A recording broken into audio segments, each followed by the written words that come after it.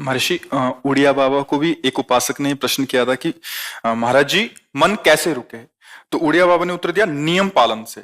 यदि हम नियम पर दृढ़ रहें तो मन हमारा क्या कर सकता है? नियम तो परमात्मा देखता है, हम लोग नियम पर दृढ़ नहीं रहते, इसी से हमारे देश की दुर्दशा है। संध्या वंदन तक का नियम जाता रहा है, भजन करने के लिए नियम की बड़ी आवश्यकता। हाँ, बड़े नियम की आवश्यकता है। तो जैसे प्रातः काल से सायंकाल तक की हर व्यक्ति की अपनी एक दिनचर्या होनी चाहिए। ऐसा नहीं कि आज हम 4 बजे उठे, कल 7 बजे उठे, पर फिर मन को आप कंट्रोल नहीं कर पाएंगे। मन के लिए एक दिनचर्या होनी चाहिए कि हमको 10 बजे सोना है, 4 बजे उठ जाना है, तो फिर 4 से 4:15 नहीं होना चाहिए, 4 बजे उठ जाना, ऐसा नियम बना ले। और उठ करके हमको थोड़ी देर नाम जप करना है, थोड़ी देर हमें वाणी जी का गायन करना है, थोड़ी देर हमें ध्यान, एक अपनी दिनचर्या। फिर हम अपने संसार के कार्य के नियम, जो संसार के कार्य हैं, उनको भी करते हुए भगवान को समर्पित करें। जैसे जो पद में है, जो आपको राष्ट्र सेवा मिली है, जो आपको समाज सेवा के पद मिले हैं, या आपको जो घर की सेवा के कार्य मिले, उनमें बहुत धर्म पूर्वक आचरण होना चाहिए। अगर आप अधर्म आचरण करते हैं, अपने पद का दुरुपयोग करते हैं, तो आप सुबह जग करके थोड़ा माला चला लीजिए, फिर भी आपका कल्याण नहीं होगा, क्योंकि आप अपने पद का, अपने सेवा का दुरुपयोग कर रहे हैं। जैसे हम जानते हैं कि अधर्म आचरण है, ये अधर्मी है, हमें पता है दोषी है, और वो हमको कुछ धन दे देता है, और हम उसको मुक्त करवाने की बात सोचते हैं, और जो निर्दोष है उसको फंसा देते हैं। अब तुम चाहे जितना माला चलाने की कोशिश करो या दान पुण्य करो, वो तुम्हारा अधर्म आचरण, वो अधर्म का धन तुम्हें सतमार्ग में नहीं जाने देगा।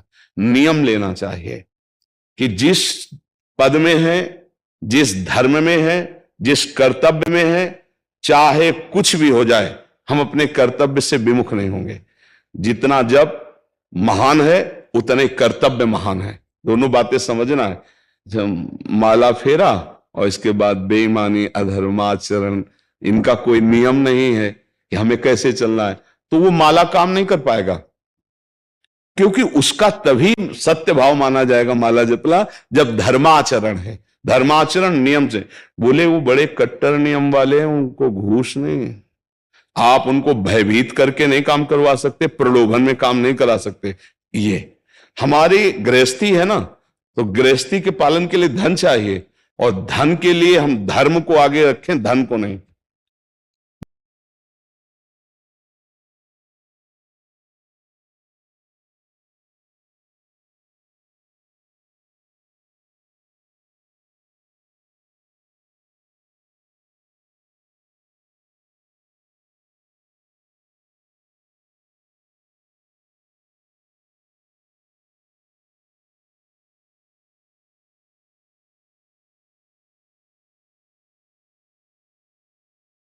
वकील वकालत पढ़ रहे थे, तो यहां के प्रश्न किया था कि हम जानते हैं कि वो दोषी नहीं है, हम जानते हैं कि वो दोषी है, पर दोषी हमें पैसा दे रहा है, तो हम वकालत पढ़ी इसीलिए, हम उसको जिताएंगे, फिर क्या कोई पाप है? तो उनका खुला पाप है।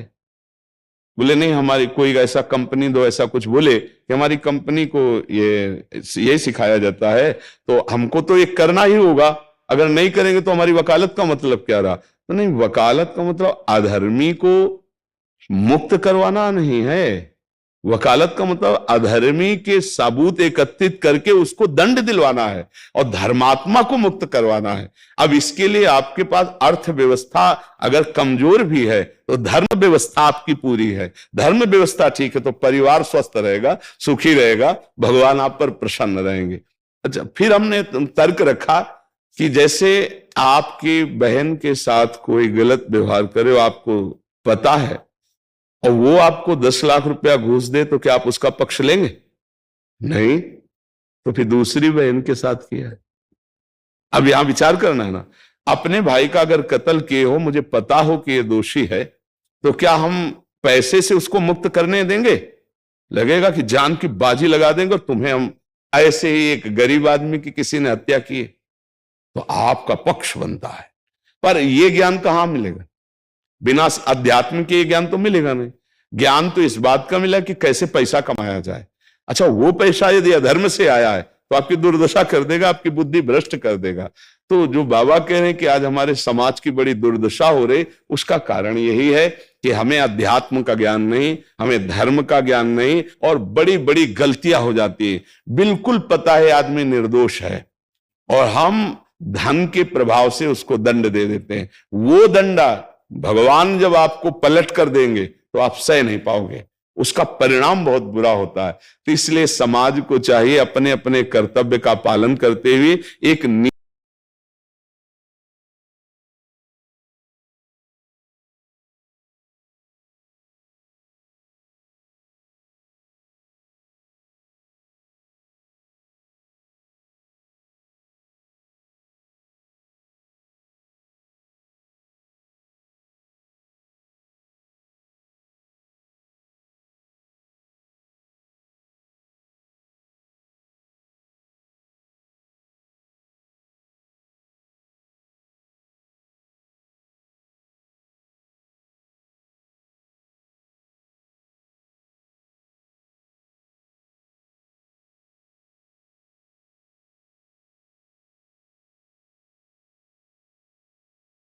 रुपया का मुनाफा लेकर के हम उसको बेच रहे हैं। लेकिन झूठ क्यों बोले?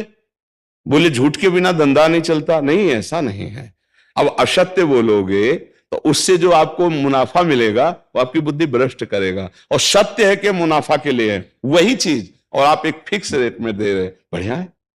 अब अगर आप कोई मिलावट करके भोजन सामग्री दे रहे हैं, आपको पता है, तो जो खाने वाले के हृदय में बैठे हुए भगवान है वो तुम्हारे जीवन में मिलावट कर देंगे, तुम्हारा जीवन महान दुखमय हो जाएगा। ये कहां समझा जाता है?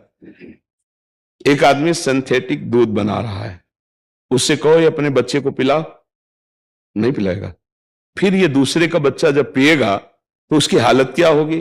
दूसरे शरीर में जाएगा तो हालत क्या होगी? वो केवल धन की बुद्धि रख रहा है। एक आदमी घी में केमिकल मिला रहा है, एक ऐसे अभक्ष्य पदार्थ मिला है, वो स्वयं नहीं खाएगा लेकिन वो होटलों में भेजा जाएगा, हजारों लाखों लोग खाएंगे, बीमारी बढ़ेगी, उसको रुपया से मतलब है। ये चीज, ये दुर्दशा हर जगह धर्म का ज्ञान न होने के कारण फैल रही, नहीं फैल रही। एक मरीज बीमार है, असली दवाओं में पैसे ज्यादा है, नकली दवा लेकर के असली के दाम में बेच देना, उसको बिल्कुल फायदा ना होना। लेकिन परमात्मा देख रहा है, तुम जानते हो नकली दवा है, वो तो नहीं जानता बेचारा, ज्यादा पढ़े लिखे नहीं, किसान आदमी गांव का आया है, तुमने दे दिया और उसने पैसा दिया असली के। अब वो पैसा तुम्हारी बुद्धि भ्रष्ट करेगा, तुम्हारे परिवार में कलह पैदा करेगा और तुम्हारा पतन कर देगा। ऐसे हर डिपार्टमेंट में, हर विषय में यदि हम अपने धर्म से चले, अपने सत्य से चले और थोड़ा भी भजन होगा, वो आपको उत्तम गति प्रदान करेगा। पर ऐसा कहां समझ में आ रहा? अध्यात्म के बिना भला ऐसा समझ में आएगा? तो इसीलिए कह रहे हैं हमारे देश की दुर्दशा हो रही। पूर्वजों में पहले यह था कि हमारा धर्म नहीं जाना चाहिए चाहे प्राण चले जाएं, हमारा चरित्र नहीं जाना चाहिए चाहे सर्वस्व नष्ट हो जाए। आज इसकी कोई परवाह नहीं, तो उसी से बुद्धि भ्रष्ट हो जाती है। जीवन एक पशु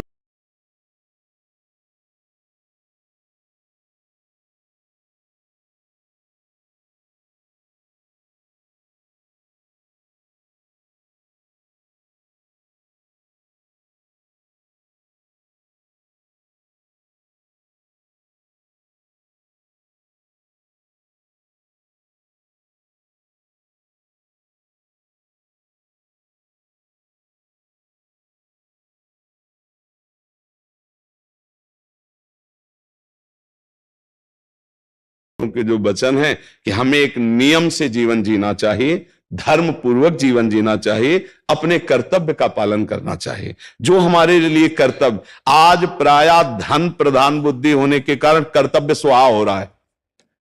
एक विद्यालय में विद्यार्थी के लिए जो गुरु पद में बैठा, उसका क्या कर्तव्य है? वो अपने कर्तव्य को भूला हुआ है। भला छोटे छोटे विद्यार्थियों को, जिनकी नींव पूरे राष्ट्र सेवा में, समाज सेवा में ये बन सकते हैं, अगर उनको हम सही शिक्षा नहीं दी तो उनका पूरा जीवन बर्बाद हो जाएगा।